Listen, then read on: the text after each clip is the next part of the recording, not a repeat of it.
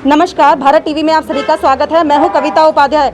हमारे साथ रामनिवास गोयल हैं जो कि स्पीकर हैं दिल्ली सरकार के अंदर और काम करते हैं ग्राउंड पर। सर, आपका बहुत बहुत स्वागत है भारत टीवी में। सेवा ही संगठन के माध्यम से पूरे भाजपा ने दिल्ली के अंदर कार्य किए। उनका कहना है कि जो काम हमने किया सेवा का, वो आम आदमी पार्टी ने नहीं किया। क्या कहना है इस पर आपका? देखिए, इस पर बहुत लंबी बात की जा सकती है जी। कभी मैं मान सकता हूँ नर सेवा नारायण सेवा का नारा होता था जी। और वो नारा बदल दिया, सेवा ही संगठन है नारा लिया। जी।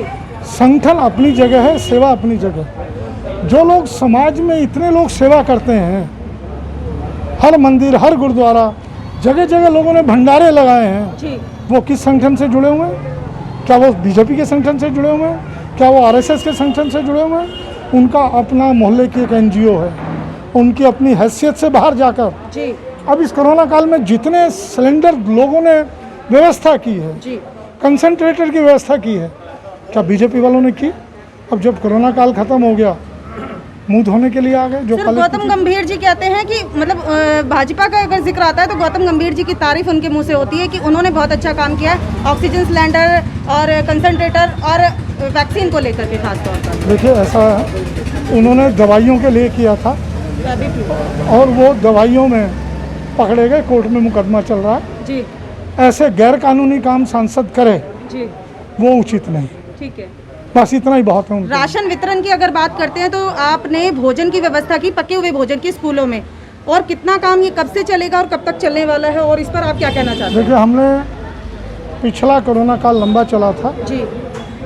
लगभग हर स्कूल में हमने खाना वितरण किया। जी। दाल चावल सरकार की ओर से आते थे। जी। बहुत समाज के लोगों ने कहा, गोयल साहब दाल चावल खाते खाते थक गए हैं, हाँ जी। हम उत्तर भारत के लोग हैं, रोटी की व्यवस्था करें। बहुत समाज की एनजीओज ने रोटियां दी। जी। मैंने भी अपनी विधानसभा में 28,000 रोटियां डेली आती थी, ठीक है, गुड़गांव से आती थी बनकर। हमने 2 महीने तक रोटियां दी। तो ऐसी व्यवस्थाएं की। इस बार भी हमने स्कूलों में पके हुए भोजन की व्यवस्था की। पका हुआ भोजन सबको दिया जो भी आया। लेकिन मैं यहाँ एक बात कहना चाहूँगा विशेष रूप से। जी। मैंने ट्वीट भी किया था लास्ट टाइम। विजय गोयल बहुत बोल रहे थे, विदुड़ी बहुत बोल रहा था कि स्कूलों में लंबी लंबी लाइनें लगी हैं, भोजन की व्यवस्था वितरण की ठीक नहीं है। जी। तब मैंने ट्वीट किया था और फिर उसके बाद बोलना बंद हो गए थे। जी। और आज तक नहीं बोले। जी।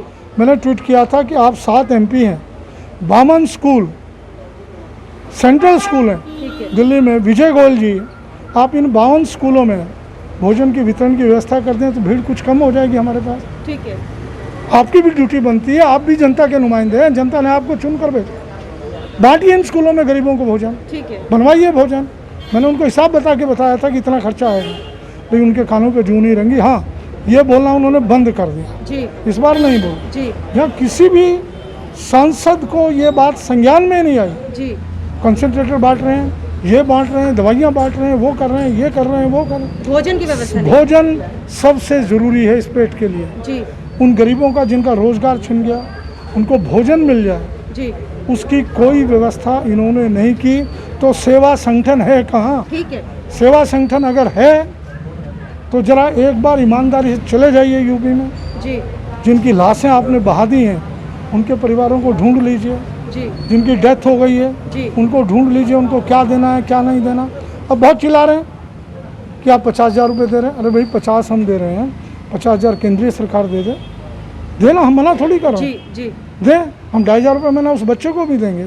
ये है सही मायने में सेवा। बिल्कुल उस सेवा के लिए नहीं आ रहे। जी सर, एक कंफ्यूजन है जनता में कि जो सूखा राशन मिल रहा है आधार कार्ड के रजिस्ट्रेशन के बाद में, जिनके पास राशन कार्ड नहीं है, क्या वो सिर्फ डिस्ट्रीब्यूशन दिल्ली सरकार कर रही है, या फिर जो राशन की बोरियां आती हैं अनाज की या चावल की, वो 4 किलो गेहूं और 1 किलो चावल का जो एक आधार पे भोजन दिया जा रहा है सूखा राशन, क्या वो दिल्ली सरकार कर रही है या केंद्र सरकार से आ रहा है? देखिए, राशन कार्ड जितने भी हैं, जी, मैं दोनों का क्लियर करता हूँ।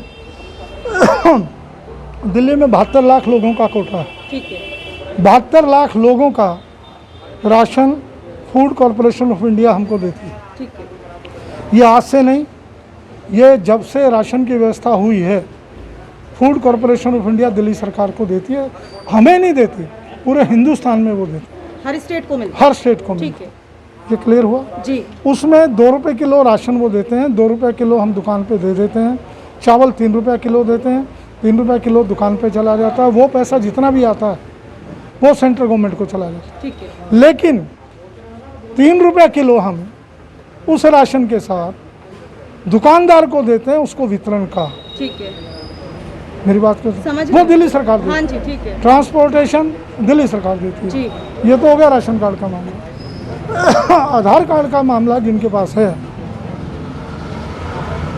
FCI ने, फूड कॉरपोरेशन ऑफ इंडिया ने एक कोटा फिक्स किया है ठीक है, सुप्रीम कोर्ट के आदेश पर ठीक है, कि इतना आबादी के आधार पर दिल्ली को दिया जाए। ठीक है दिल्ली को लगभग मैं समझ रहा हूँ ये 15 लाख यूनिट का है, जी।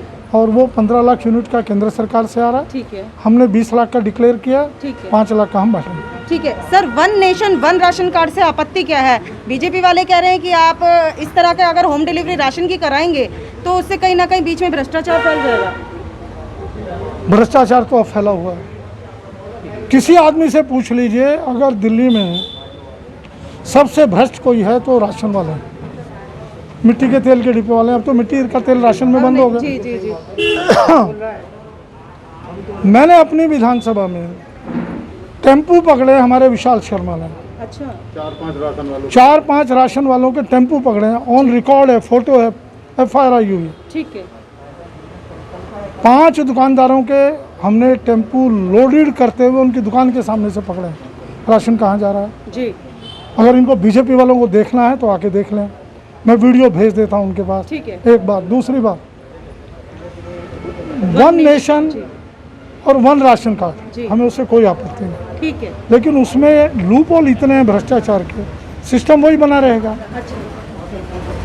कार्ड का रंग ही तो बदलेगा, कार्ड का यही तो बदलेगा कि मैं दिल्ली में राशन ले सकता हूँ, रहता हूँ बिहार, ठीक है, मैं बिहार में रहता हूँ, कार्ड दिल्ली का बना हुआ है, घर गया हूँ जी। तो वहाँ राशन ले सकूँगा। ठीक है, यही तो सिस्टम बदलेगा। ठीक है सर, लेकिन उस सिस्टम के बदलने से क्या भ्रष्टाचार समाप्त हो जाएगा? ठीक है, मोदी जी ईमानदारी से कह दें, एक स्टेट में सर्वे करवा लें, ठीक है, कम से कम 25% राशन भ्रष्टाचारियों की जेब में जाता है। ठीक है, भ्रष्टाचारियों के पास जाता कम से कम 25% राशन, और ब्लैक में मार्केट में बिकता है।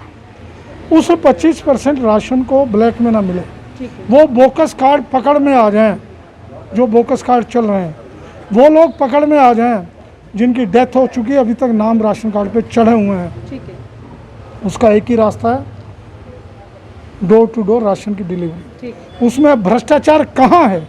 अभी तो स्कीम ही चालू नहीं, भ्रष्टाचार तो तब होगा। अभी एक बार डिलीवर करना शुरू तो करें। जी हम 3 रुपये किलो खर्च करते हैं, जी, हमारा उसमें पैसा बचेगा, हमारा उसमें पैसा बचेगा, उसमें इनको परेशानी क्या है? ठीक है, हमारी समझ में नहीं आ रहा। ठीक पैक करके राशन देंगे, जी। आटा पिसवा के देंगे। ठीक, दूसरी बात, किसी राशन की दुकान पे चले जाएं, भीड़ लगी रहती है, 4-4 घंटे लोग बैठते हैं। जी, क्या कोरोना नहीं फैल रहा? मोदी जी, मोदी जी आप जवाब दे सकते हैं। भीड़ लगती है कोरोना काल में, तो एक दूसरे को धक्का देते हैं, कोई सोशल डिस्टेंस नहीं होता। क्या उनको कोरोना होने का कोई डर नहीं है? ठीक है, कम तोलते हैं, इसका कोई डर नहीं है? चिंतन करिए ईमानदारी से। केजरीवाल ने कहा इसलिए विरोध करना है, ये उचित नहीं। ठीक है, ये स्कीम तो अल्टीमेटली एक न एक दिन सारे देश में लागू करनी पड़ेगी। इनको भय इस बात का है, ये स्कीम केजरीवाल ने दी और ये सक्सेस हो गई, वैसे केजरीवाल की बल्ले बल्ले हो रही है, फिर और बल्ले बल्ले हो गई। ठीक है। केजरीवाल जी के बारे में जितनी भी सारी तमाम बातें थी, खुद रामनिवास गोयल जी ने जनता को ये सारी बातें कही हैं। उम्मीद करती हूँ आपके प्रश्नों के हल मिल गए होंगे।